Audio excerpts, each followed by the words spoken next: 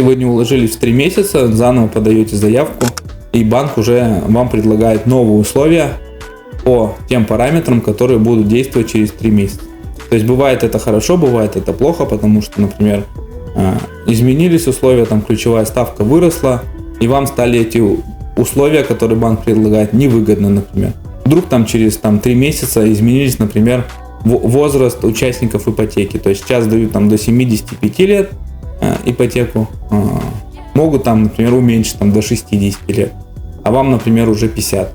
И вам тогда срок ипотеки поставят 10 лет. На 10 лет сумма вырастет. То есть, поэтому, если вы в 3 месяца не успели, банк просто пересматривает условия и делает вам более выгодное, например, или невыгодное предложение, смотря какие там условия будут действовать. Бывает, что, например, прошло 3 месяца, вы заявку отменили, или она кончилась, подали новую, и вам, например, не одобрили, потому что появились какие-то новые сведения, что там у вас зарплата уменьшилась, или уволили вас с работы, или еще какие-то условия поменялись. То есть банк вам может отказать.